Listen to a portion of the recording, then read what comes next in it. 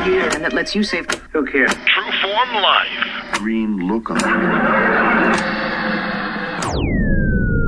Welcome to another edition of Exploring Mind and Body. As always, I'm your host, True Form's Drew Taddia, fitness expert. What do we got going on today? We're talking about time, the most common excuse as to why we don't live a healthy lifestyle. I'm going to tell you what we actually make time for.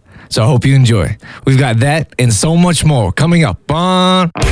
This is Exploring Mind and Body with True Form's Drew Taddia, fitness expert on 96.5 CKFM.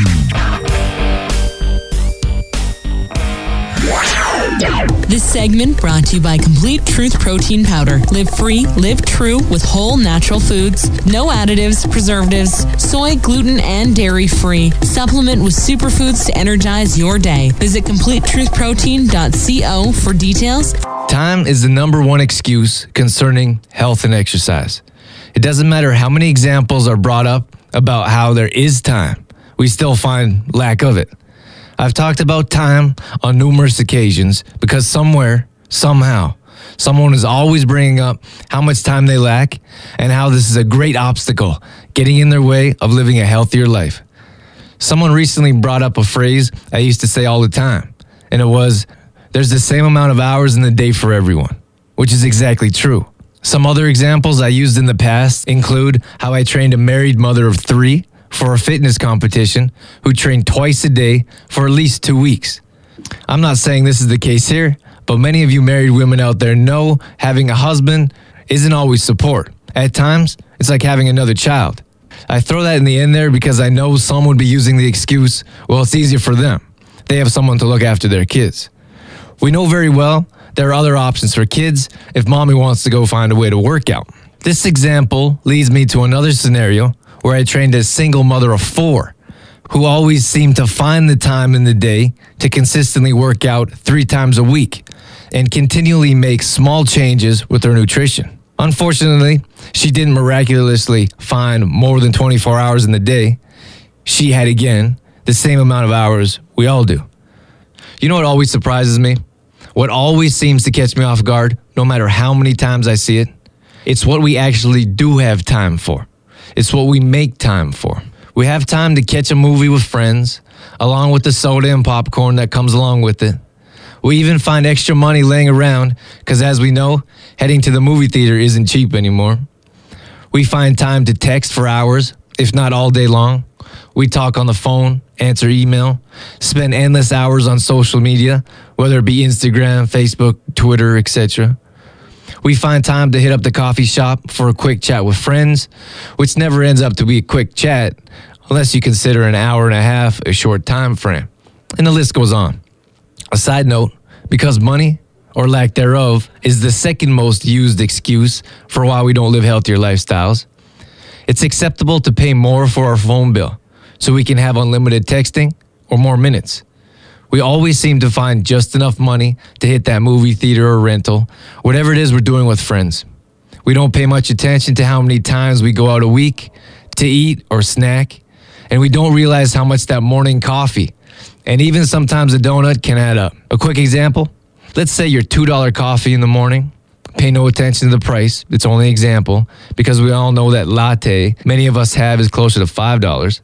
If you turn one of these treats into a daily habit, or even a few times a week, there's your gym membership right there, being drank on a daily basis.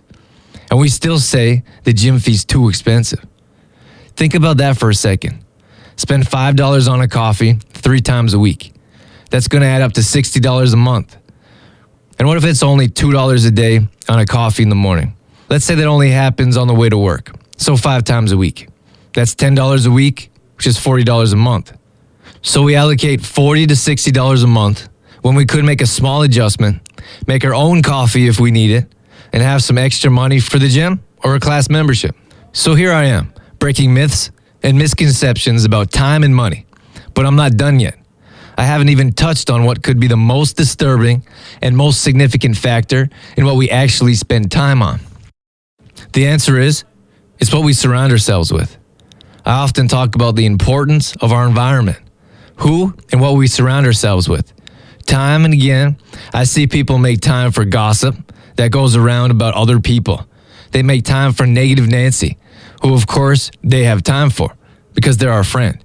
We make time for family events we don't want to go to because they are family and we're supposed to go, when in reality, there's no support there. We make time for that lunch meeting that isn't going anywhere, or that get-together we try to avoid because the other person has nothing positive to say. For some reason or another, we always have time for these other things, events, people. But when it comes down to it, when do we make time for ourselves? The real question we should be asking ourselves, when do we make time for ourselves? Because we always seem to be able to make time for other people. What happens when you have a doctor's appointment that's booked into your schedule? What happens when that hair appointment comes up that was booked months ago? How about that wedding we don't really want to go to, but we should? Why is there always time for these things? Why do we always make time? A quote that I'll continue to repeat over and over again is, those of us who don't take the time to be healthy will ultimately have to take the time to be sick. We do have choices. We do have time. And we do have money. We can choose to live healthier, to be more active. We can choose to skip that coffee or make it at home. We can choose to eat better and take care of our bodies. Our choices form our destiny. We aren't held powerless from fate or meant to be nonsense. Who we are is exactly what we want to be. If you don't like what you see in the mirror, change it, period. We all have the power to change. We can all find the time and resources to be, have, and do whatever it is we want in this life. The sooner we understand that, the sooner you'll be able to turn your dreams into realities. Exploring mind and body with True Form's Drew Taddia would not be possible without the help from the following sponsors: AG Foods in Didsbury, CLC Fitness Center, Health Street in the Cornerstone Shopping Center Olds, and Shoppers Drug Mart, working together to help build a healthier tomorrow. For more information on True Form Life, Drew Taddia, or how to become a sponsor of Exploring Mind and Body, visit trueformlife.com.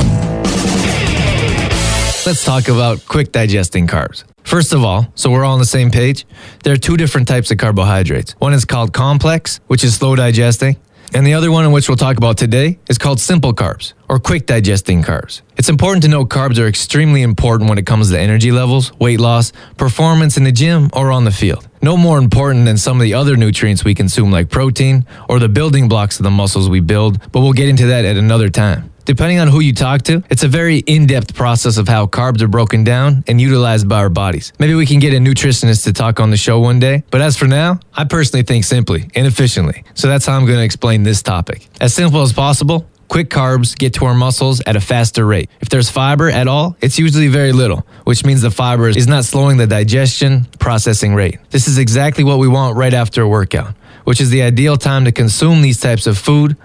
I'll explain these shortly. Now, what we've done to our bodies during a workout is break down our muscles. We've made them weaker. We've made them sore. We've caused lactic acid to build up. And for the most part, our body's in a whole lot of pain. Here's the cool part. Our bodies are amazing specimens, which is truly why I believe we should treat them with more respect than we do, but that's another subject. It's time for our body's defense mechanisms to cut in. What we've done is made our bodies weaker. And with any injury, cut, or sickness, our body's going to try to heal itself. As good as our bodies can be at healing themselves without medication, mind you, we can help increase the rate of healing and growth with the proper foods at the right times. Enter quick carbs. Why are quick carbs so important after a workout? The answer is because after we've broken down our muscle, we need to replenish and heal as quickly as possible. We have about a half-hour window, possibly an hour, where it will be essential to the growth and repair of our body to consume these foods. I like to think of our bodies as a sponge. During workout, we sweat. We might dehydrate a little, which is why we need to hydrate before, during, and after workouts. We break down muscle and lose valuable nutrients. I visualize our bodies opening up. We feel inflated, maybe a little lighter. And now it's time to fuel our bodies with all the nutrients it needs to heal, to grow, and sculpt in the most efficient way possible. Remember, I wouldn't recommend these foods very often or at any other time of the day besides after a workout. The loophole is possibly breakfast if you have a very clean diet, but we'll stay away from that information right now. I can tell you for a fact, if these foods I'm about to list are abused, negative effects such as body fat increase will occur. The list of quick digesting carbs include those that are white in color. That's right, the exact carbs we're told to stay away from on a daily basis. Once again, if these foods are consumed at the right time of day, they can actually benefit us. We're talking about white rice, white pasta, white bread. This is a hard one for me to recommend at all. If you're going to use this option, please do so sparingly. White potato and Rice Krispies, if you can believe. This is great in a post-workout shake. This is a list of quick digesting carbs that's going to go straight to your muscles without anything getting in the way of absorption. Be sure to use these carbs within an hour after workout. By all means, stay away from them the rest of the day. We can talk about loopholes or other times these could be okay to take. To keep things simple for now, slow carbs throughout the day, quick carbs right after a workout. This segment brought to you by True Form Fitness for all your health and fitness needs. Personal training and group classes available locally. Visit trueformlife.com for details. All right, in this segment, we're talking about genetically modified organisms. In my continued interest in foods, nutrition, and health as a whole, I've come across a very interesting subject. I've been interested in health and fitness my whole life. I've always been interested in how food and exercise affects our minds and bodies. So I can't tell you how surprised I was to find out about this subject that I never heard of. In short, they're called GMOs. What we have here is lab food, basically, when it comes down to it. Let's take a strand of DNA. It looks like a ladder. So what they do is take one natural strand and take another strand modified in a lab and put them together. Voila, we now have most of our foods, which I'll tell you about shortly, constructed in a lab. I should note that at times this can happen in natural selection, but this repeated process in a lab wouldn't be considered natural.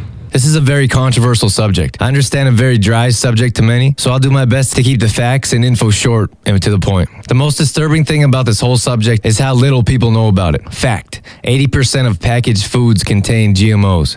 85% of soybeans, corn, sugar beets, and canola oil are all genetically modified. GMOs are designed to fight off insects, disease, and weed killers. Sounds great, doesn't it? Now I'm going to bring up the name Monsanto here.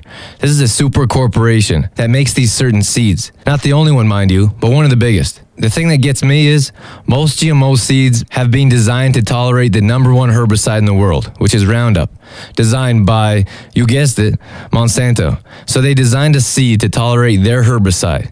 And when they talk about facts, they'll say GMO cause us to use less herbicides, but they won't tell you now they can use more of their own. Let me give you some pros of GMOs and why they believe this is a good thing. They have the ability to grow crops in unfavorable climates, possibility of disease-fighting foods, improving the lives of farmers, and less pesticides used. The two main arguments I've come across is that GMOs will cause quick crops which grow faster and produce cheaper foods, which means the farmer will be able to grow more and the consumer will be able to purchase more. So for example, let's take a farmed salmon. Grow it in half the time, meaning it will cost probably half the price, and you could have the perfect handmade or lab-made salmon ready for consumption. No one disputes these facts here. So let's get into some proponents of why this may not be the best idea. One of the most interesting facts I've come across is 6 European countries that have banned GMOs that include France, Germany, Austria, Hungary, and Greece. To me, if something is dangerous enough that a whole country is opting to ban it, that's good enough reason for me to reconsider it. I have to believe they did extensive research themselves before they were willing to make such an important decision on where their food comes from. I stated earlier, 80% of packaged foods contain GMOs.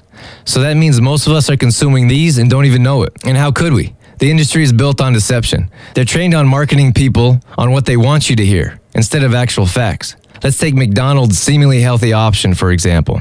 The fruit and maple oatmeal has a staggering 21 ingredients. If you don't know exactly what to look for, then you don't know exactly what you're consuming. Perfect for the producer. More proponents include organ damage, increased allergies, and more pesticide resistance. It doesn't matter which side you look at. One has facts and research stating that it isn't the problem, and the other does. Here's a few words from a debate I listened to. Jeffrey Smith, Executive Director, Institute of Reasonable Technology, and author of Seeds of Deception, says the Academy of Environmental Medication says there's so much evidence from harmful animal feeding studies, reproductive disorders, immune system